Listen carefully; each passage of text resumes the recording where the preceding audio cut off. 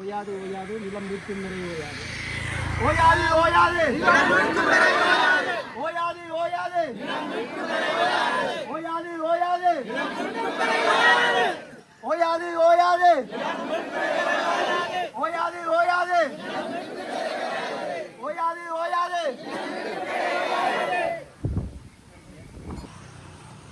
விமானப்படை, தரப்படை, கடற்படை. அடுத்த போலீஸ் சில காணிகள் வச்சிருக்கு.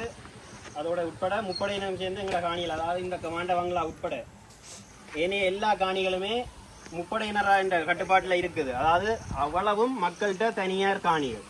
இந்த 2118 ஏக்கர் காணியில் வெறும் 59 ஏக்கர் மட்டும்தான். அதாவது வெளிவடக்கில் இருக்கிற இராணுவ கட்டுப்பாடுகளில் எவ்வளோ காணியில் வெறும் 59 ஏக்கர் மட்டும்தான் இது வரைக்கும் அரசு ஆவணத்தில் இருக்க அரசு காணியில். அப்போ மிகுதி இருக்கிறது அவ்வளவு காணியும் தனியாற்ற காணி. இராணுவமே எமது நிலத்தை விட்டு வெளியேறு. இராணுவமே வெளியேறு. இராணுவமே இராணுவமே இராணுவமே இராணுவமே இராணுவமே இராணுவமே இராணுவமே இராணுவமே இராணுவமே இராணுவமே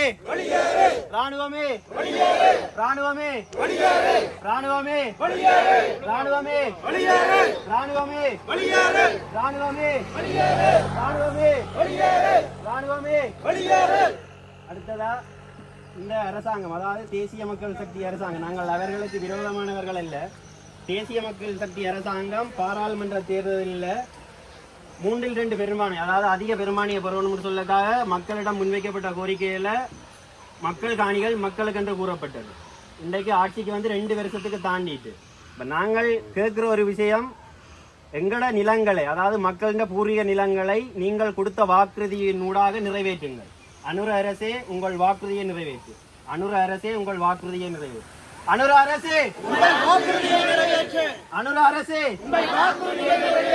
அனுர அரசே அனுர அரசே அனுர அரசே அனுர அரசே அனுர அரசே அனுர அரசே அனுர அரசே கடைசியா எங்களோட மனநிலை, அதாவது நிலம் மீட்கும் வரை எமது போராட்டம் ஓயாது. மீட்போம் மீட்போம் எமது நிலத்தை மீட்போம். மீட்போம் மீட்போம் எமது நிலத்தை மீட்போம். மீட்போம் மீட்போம் எமது நிலத்தை மீட்போம். மீட்போம் மீட்போம் எமது நிலத்தை மீட்போம். மீட்போம் மீட்போம் எமது நிலத்தை மீட்போம். மீட்போம் மீட்போம் எமது நிலத்தை மீட்போம். மீட்போம் மீட்போம் எமது நிலத்தை மீட்போம். மீட்போம் மீட்போம் எமது நிலத்தை மீட்போம். மீட்போம் மீட்போம் எமது நிலத்தை மீட்போம். மீட்போம் மீட்போம் எமது நிலத்தை மீட்போம். மீட்போம் மீட்போம் எமது நிலத்தை மீட்போம். நன்றி.